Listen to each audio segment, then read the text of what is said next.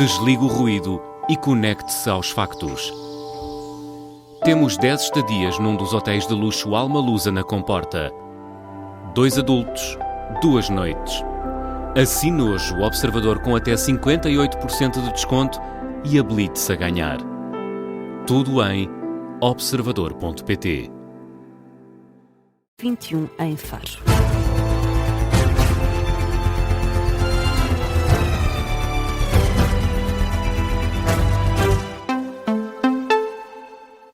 Jornal da Meia-Noite com a edição da Diana Rosa e começamos com um acidente na autoestrada A1 entre um caminhão e um veículo ligeiro. Uma pessoa morreu e outra ficou ferida.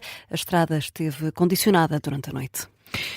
Precisamente, Filipe, um acidente que decorreu na zona do Cartacho, sentido norte-sul, confirma a Rádio Observador a Proteção Civil da Lesíria do Tejo. Uma das vias esteve condicionada. De acordo com as autoridades, não se registram alterações no trânsito a esta hora. O acidente aconteceu por volta das 8 da noite. No local tem estado bombeiros, INEM, GNR e Brisa, com perto de 20 operacionais. E no debate sobre o passado histórico de Portugal, André Ventura diz que Sócrates foi mais corrupto que Salazar. Num debate que durou perto de 1h20, o presidente do Chega mantém que existiram mais presos políticos depois do 25 de Abril do que antes, mas Pacheco Pereira contrapôs que não é possível comparar 2 anos com um sistema que durou mais de 40. Num debate sobre história, a atualidade também entrou no discurso, com André Ventura a dizer que Sócrates foi mais corrupto do que Salazar. O José Sócrates roubou muito mais que o Salazar. Isso não tenham dúvida, desculpem dizer isto assim, mas roubou muito mais. E veio aqui a entrevistas, aqui a outros canais. E portanto anda aí à solta. E eu que defendo... Peraí, deixa lá essas histórias agora. O que eu defendo é que todos deviam estar presos. Quem cometeu crimes de corrupção deve estar preso. Sim. Agora, o que eu não posso aceitar é que haja a corrupção boa e a corrupção má. Claro que o Estado não tinha corrupção, como o regime a seguir ao 25 de Abril teve corrupção, como a nossa democracia hoje está cheia de corrupção. O presidente do Chega perante José Pacheco Pereira, que, indignado, acusou Ventura de estar a colar a democracia à corrupção. Se o André Ventura tivesse posto um cartaz a dizer 100 anos de corrupção, nós não tínhamos esta discussão. Mas não, pôs 50. Até podia ser 1000. Não, até podia ser 1000. Pôs 50. E ao pôr 50, o que está a dizer é que a democracia é um regime naturalmente corrupto. A nossa é muito e o Estado Novo não era. Não. Pois, e você não quer ver isto por uma razão muito simples. Mas isso está lá no cartaz. É que isso mostra... Não, está lá, não, está há 50 anos de democracia. Então, mas está no cartaz que os anteriores não são? Não. Agora, está. Preciso falar de 1000 anos antes? Você pensa que está a falar com atrasado mental? Preciso falar 1000 anos antes? Não, mas pensa que está a falar com atrasado mental. O historiador que acusou André Ventura de estar a criticar o regime democrático para valorizar os tempos do Estado Novo. Está a justificar a ditadura. E sabe como é que está a justificar a ditadura? Está, ao fazer uma comparação que é ela toda falsa, o que está a dizer é que o que aconteceu depois era semelhante ao que acontecia antes. Mas a tortura não é tortura. Não é verdade. Posso continuar. Tortura é tortura. Exatamente. Morte é morte. Morte é morte. Seja pelos nazis ou pelos soviéticos. Não, sim, é a mesma coisa. Sim. Exatamente. É errado. É. Só que você não pode comparar 10 ou 20 mil casos de tortura que ocorreram durante 48 anos com meia dúzia de casos de tortura que ocorreram... Foi em 2 anos ou Pereira? E essa comparação coloca-o do lado de antes do 25 de Abril. Pacheco Pereira, que de André Ventura ouviu apenas que Portugal não tem motivos para pedir desculpa. Não me venha cá dizer que nós devemos pedir desculpa pelos nossos 500 ou 600 anos em Angola, em Moçambique, na Guiné. Então quero dizer, e as igrejas que construímos, e as barragens, e as estradas, e os hospitais, e as escolas, e tudo aquilo que construímos lá? Tudo isso é para ser atirado fora? Devemos agora penitenciar-nos por isso ter acontecido? A esquerda, o problema da esquerda intelectual é que é tão pouco patriota, que não consegue perceber que aquilo que Portugal fez em centenas de anos, teve coisas erradas, com certeza que teve erros e cometeu erros, mas teve uma coisa que era o mundo a girar naquele tempo. Levámos a fé cristã a muitos povos do mundo. André Ventura, no debate com Pacheco Pereira, foi transmitido pela CNN Portugal. E a Concertação Social tem encontro marcado para quinta-feira para discutir a lei laboral, depois de uma reunião sem avanços hoje no Ministério do Trabalho. Reunião que durou 1 hora, terminou a pedido da UGT, que alegou falta de condições para continuar.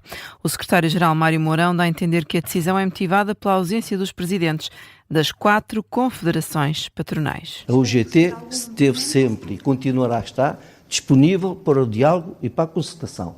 Eu disse uma vez, quando não nos quiserem na concertação nem no aprofundamento do diálogo, digam. Agora a UGT, por sua iniciativa, não o fará. Se alguém quer empurrar, se alguém quer criar factos para que a negociação e o diálogo acabem, que assumam, que não o façam por interpostas pessoas, nem por, enfim, comunicados, que assumam, venham aqui e digam como eu fiz hoje, vim aqui transmitir à Sra. Ministra que hoje não teria condições para continuar na reunião.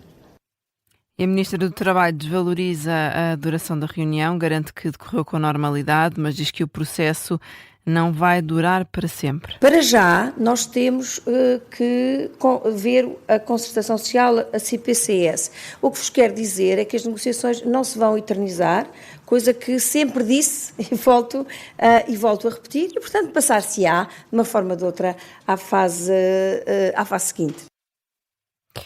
A Ministra do Trabalho, sendo que no horizonte, ainda sem data marcada, ainda está uma reunião no Palácio de Belém com António José Seguro e também os parceiros sociais. E seguimos com o alerta das organizações financeiras mundiais.